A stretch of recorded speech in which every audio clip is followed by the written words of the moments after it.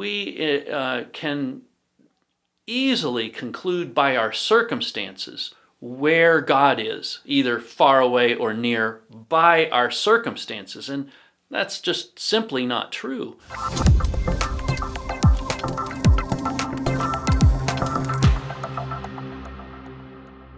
Hey Scott, is there anything that you are unreasonably afraid of? Maybe irrationally afraid of? Anything like that? Yeah, I think there probably are. I am irrationally afraid of heights at times. Okay. That's a common one. Sure.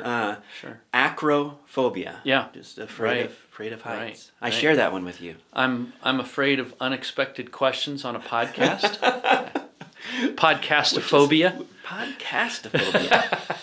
I do have a list of phobias this morning.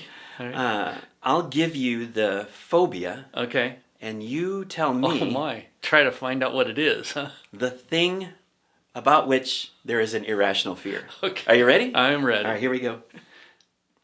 Ophidiophobia. Ophidiophobia.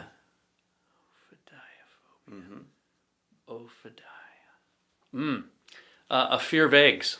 Oh, that's a good guess. It's actually the fear of snakes. Okay. All right. Another one is trypanoaphobia. The fear that you know you're going to trip. That makes complete sense. It's the fear of injections. Oh, wow. Yeah. Okay. Yeah. You might know this one. Okay. Mysophobia. Mysophobia. Well, that would be a fear of mice. No. You're no good at this game at all. Well, when you said you might know this, I'm guessing, okay, well, maybe you're going with the easy one here. What is mysophobia? This is the last of the easy ones. I'm about to get difficult. What's mysophobia? Mysophobia is the fear of germs. Oh, okay. Yeah. Last one. Here's All the right, last one. All right. Rogophobia. Rogophobia. Let me think here. The fear of reading. No, that's a good guess. It's the fear of questions. Okay. Fear of questions. All right. And that's where I wanted to get The fear of questions. Get to today. The fear of questions. People who have rogophobia are afraid at coming off as incompetent somehow. Mm-hmm. They're afraid of the vulnerability that a question Sure. suggests. They're afraid of revealing that they need help. Right. Right? Yeah. Rogophobia. Yeah. And I fear that Christians sometimes suffer from this. Okay. Yeah. A fear of asking faith-related sorts of questions. Yes. They want to maintain this facade, maybe, of I've got it all together, I really understand it all, which oftentimes is not actually true. They're just afraid. And another way that can happen is that they don't feel like they have answers, but they're convinced and they're thinking that a question could threaten them. Yeah. You know, they just want to, I don't even want to deal Avoid with it that. entirely. Yeah. Yeah. Sometimes a church culture can contribute to this fear of asking questions, right? I mean, I think there are some children's ministries, adult Bible fellowships, even small groups, where questions are not only are they not encouraged, but they're looked down on, discouraged, suppressed. Yeah. Yeah. And I don't think it's a big leap to deconstruction. Right. You're raised up in a church where questions are not welcome. That's right. You later in life, you've still got all these questions that nobody ever spent any time trying to work through with you, and you conclude that, well, there just probably aren't any good answers to these questions that I have. Right. It's one of the reasons why I'm so excited about the podcast that we do every week, where we invite questions. Yes. Questions are something that we are not afraid of. Right. And a church culture, I think that's a healthy one, I think should be a robust, question-encouraging sorts of culture, right? Yes. Yeah. Yes. Yeah. I think that when we are able to have an atmosphere where questions can be asked, it creates community too. And even where we say, you know what? I don't know the answer to that question, but I'll look it up. Yeah, You that's know, right. let's see if we can find an answer together. Right. You know, Right. the idea of saying, you know, and I've mentioned to you that I've had an experience with someone in a church that I pastored. It wasn't at East White Oak, but they grew up in an atmosphere where questions were suppressed. Mm-hmm. And their Sunday school teacher told them, don't ask any questions. You know, and what that did was it caused the person to feel very fearful about even exploring the real principles of Christianity. Mm-hmm. And it seems to me that we need to have an atmosphere where questions are welcomed. Of course, there are times where we have to say, because we want to get through something or whatever, that's a great question. Yeah. We'll talk about it at this time or something like that. But we should always welcome questions. Faith and questions are not mutually exclusive, right? And Christianity stands up well under the scrutiny of questions. Yeah, That's good. Yeah. So our pushback against rogophobia today There we go. That's is right. the Ask Scott podcast. That is the senior pastor of East White Oak Bible Church. His name is Scott Burkle. My name is Treg Whitaker, and this is the Ask Scott podcast, where we answer your questions about the Bible. Scott, you preached from Genesis chapter 35 on Sunday. Yes. Jacob is moving his family from Shechem to Bethel. Yep. And your sermon and that passage has sparked some questions. Great. So we ought to ask them, right? Let's ask. Let's get into it. All right. Here's the I don't first have rogophobia today. All right. Jacob's first response to God's instruction to move from Shechem to Bethel was to lay some things aside. It was almost instinctual for Jacob. I know I've got to lay these things aside before I be obedient to God's instruction. Yeah. The obstacles to God, to fully following God, were things that Jacob needed to get rid of. Right. What are some typical obstacles in our own lives to following God fully? These were gilded statues, most likely, right? Sure. None of us have gilded statues, most likely. Right. But there are some obstacles nonetheless, aren't there, to following God fully? What might those be? That's right. So I talked a little bit about idols of the heart yesterday, and certainly those things can be deep obstacles. But here's one that I would suggest for those that are believers, that are sincere about getting rid of the idols of their heart and all of that. It is generally a Biblelessness. That is, and it's not that you're not reading it, it's that you don't have a love for it, to develop a love and a passion for the Scriptures. And to ask the Lord, help me to love your word. This was something Jacob did not possess. He's making it up as he goes along when God just supernaturally reveals himself to Jacob. He doesn't have the Bible. Right. We have so much more of a treasure. And so I would suggest that in addition to the things that we talked about yesterday in terms of idols of the heart, the one thing I would add is that if you're really serious about obedience, get into the Scriptures. Yeah. We pick up the story in chapter 35 after having gone through a terrible time for Jacob's family in chapter 34. That's right. Had you asked Jacob, he would have said, "My family is a mess. My life is a disaster." And he feels under threat physically, actually. And it was right. It was at that moment that God initiates, that He intervenes. God is absent from chapter 34, but there He is in chapter 35. He shows up and says to Jacob, in effect, "Come back to me. Come back to me." When I think of things not going well in my own life, sometimes I conclude that those are the times where God is really far from me. But the example we have here is that when things were at their worst, maybe for Jacob, God was right there. Yeah. Is God always close, Scott? That sort of close, even when our lives are a mess? The Apostle Paul said he's not far from any of us, even unbelievers, in Acts chapter 17. So it's kind of an interesting question you raise. Here's the thought that I have. There are some people who are more melancholy than others. And it's certainly not wrong to have the full range of human emotion. Those are all expressed in the Psalms.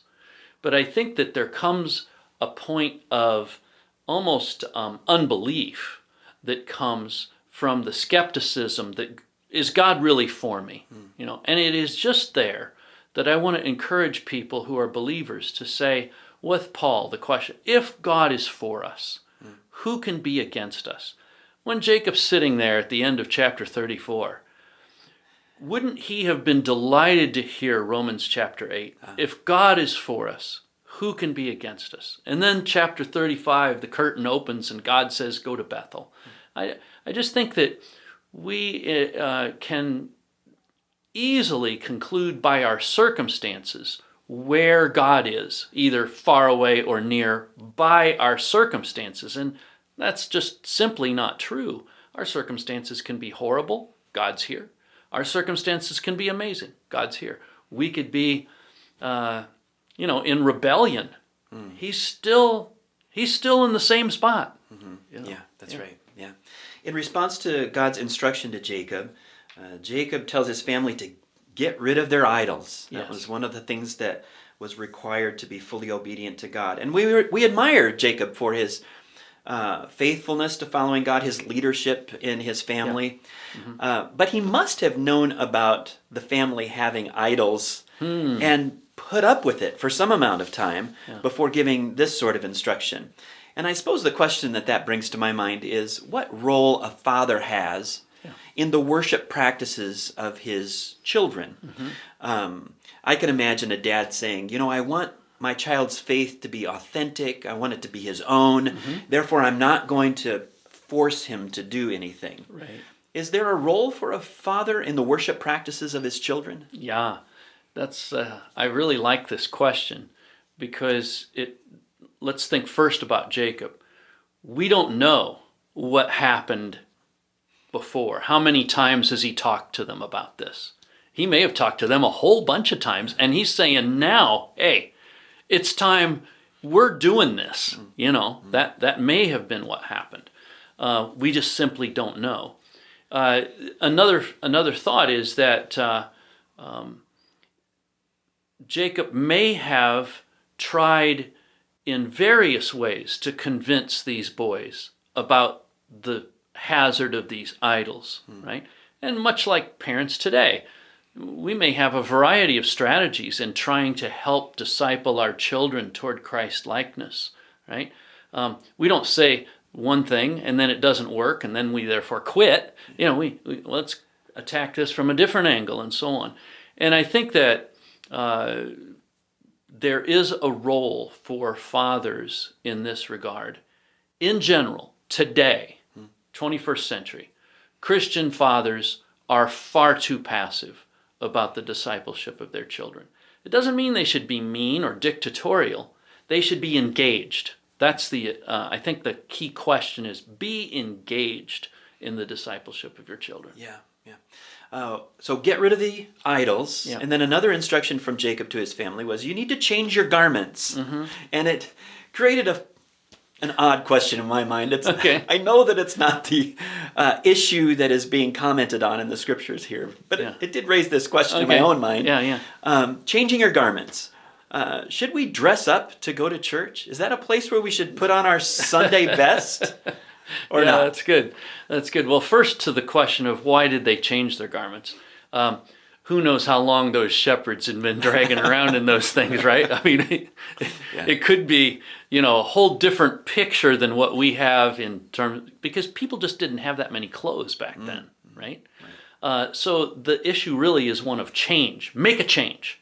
Do something different that says what we're about to do is something very unique, okay? Now, having said that, let's think about Sunday worship and say, is there a way that we should try to make what Sunday special to us? And if it is, yes, that's great. But should we have a dress code? Absolutely not. It would be crazy to think about that, to draw from how do we make Sunday special to it's going to be about dress and only about dress. Right. It can be for someone about dress, but it doesn't have to be. I think the issue is that we're approaching God in worship. And let's think about how do we make that special. For example, Carol and I do some things that prepare our hearts for worship. On Sunday morning, we'll turn on J. Vernon McGee, and he's going through the Bible, right? And there's something about getting into the Bible that gets me ready to get into the Bible, We'll have some, I think that there's a great principle about being careful about not staying up too late on Saturday night in order to, be ready for Sunday. Those kinds of things. But the issue, I think, if you're going to take the cultural principle, what happened in chapter 35 to today, it would be, what can we do? And it's an open-ended question, to make Sunday special. Yeah, right. One of the responses of Jacob's family was they turned over their idols, but in addition, they took all their earrings off. Yeah. And gave them over to Jacob as well. Mm-hmm. Now, are earrings pagan? Should we avoid earrings? Are there pagan things? What makes something pagan? Are there pagan things in our own homes that we ought to be searching out and getting rid of? The earrings seem to be out of place in this passage. Yeah. Why are they listed? Yeah. I think that they are part of the association with these gods, these foreign gods. I don't think that there's anything wrong with earrings. I don't think that there's any statement being made here of ban earrings. They are wicked and evil in and of themselves. It is rather that Jacob is saying to his family, we got to get rid of anything that associates us with Canaanite religion. Mm-hmm. And in that context, the rings that were in their ears were probably associated with Canaanite religion. I suggested that they were taken from the plunder of Shechem. Mm-hmm. Yeah. Mm-hmm. We learned that God protects Jacob and his family on this move from Shechem to Bethel. Yes. It seems that God is allowing for them to get away with something horrific that they had done in Shechem. Yeah. Like there would have been a more just way for God to respond to the family and the slaughter that happened there, rather than protection. Is God somehow being unjust in the protection that he provides to this family who has committed this atrocity in Shechem? Paul asks the same question in Romans chapter 9. Is God unjust if he shows grace to one person and not to another? No. God gets to do whatever he wants to do. And you have to remember that the Bible is very clear that what was done was wrong. Okay? It's not saying that what happened at Shechem was all wonderful and holy and all of that. But remember, the whole point of the story is to express why it is that this family needed to be protected from being assimilated into Canaanite society. And so, while the Bible doesn't answer every question we want to ask about these episodes, we don't know, for example, what kinds of things did this family suffer as a result of this? Mm-hmm. They certainly suffered from fear. Jacob did, right? What kind of psychological or even physical things did they suffer as a result of what they had done? I do know this. Galatians 6:9 is true. Don't be deceived. God's not mocked. Whatever a man sows, that he will also reap. And so there is going to be some way in which God makes it right. Mm-hmm. Okay, but the fact that he happens to show grace here is evidence more of how God is so intent on moving the storyline than it is about whether or not they got away with murder. Yeah. Literally. Yeah, literally. Thank you, Scott. And that'll do it for this episode of the Ask Scott podcast. You can find the Ask Scott podcast on the East White Oak Bible Church YouTube channel. Just search at East White Oak. You can follow East White Oak Bible Church on Facebook and on Instagram. We look forward to you joining us the next time Pastor Scott answers your questions about the Bible on the Ask Scott podcast.